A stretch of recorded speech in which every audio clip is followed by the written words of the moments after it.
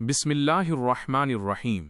अस्सलामु अलैकुम वरहमतुल्लाहि वबरकातुहू। मेरे प्यारे भाइयों और बहनों, रमज़ान का मुबारक महीना हम सब पर साया बनकर आया है। ये महीना सिर्फ भूखा प्यासा रहने का नहीं, बल्कि अपने दिल, सोच और अमल को पाक करने का महीना है। रमज़ान वो मुक़द्दस महीना है जिसमें कुरान नाजिल हुआ। अल्लाह ताला फरमाते हैं कि ये महीना इंसानों के लिए हिदायत है।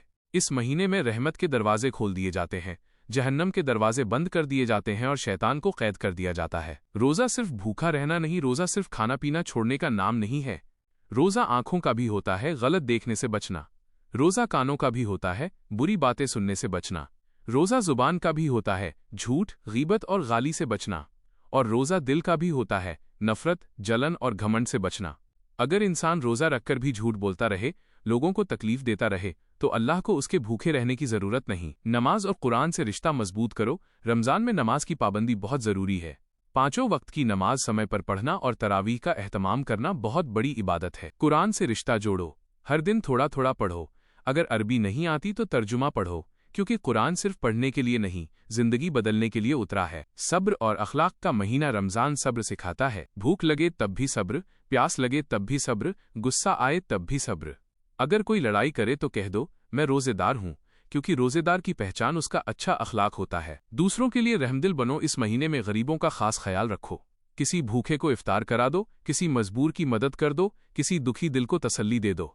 याद रखो, जो किसी रोज़ेदार को इफ्तार कराता है, उसे भी उतना ही सवाब मिलता है, बिना रोज़ेदार के सवाब में कमी हुए। तौबा और माफ़ी का बेहतरीन मौका। रमज़ान अल्लाह की तरफ लौटने का महीना है। अगर हमसे गुनाह हो गए हैं, नमाज छूट गई है, कुरान से दूरी हो गई है, तो अब भी देर नहीं हुई। अल्लाह बहुत रहम करने वाला है। सच्चे दिल से तौबा करो, अल्लाह ज़रूर माफ़ कर देगा। सिर्फ अल्लाह से ही नहीं, बल्कि इंसानों से भी माफ़ी मांगो, क्योंकि साफ दिल ही रमज़ान की बरकत को महसूस करता है।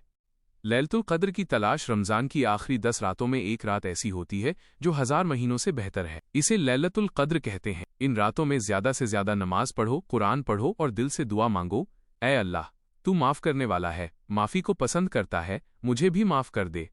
आखिर में पैगाम मेरे भाइयों और बहनों, ये रमज़ान शायद हमारी ज़िंदगी का आखिरी रमज़ान भी हो सकता है।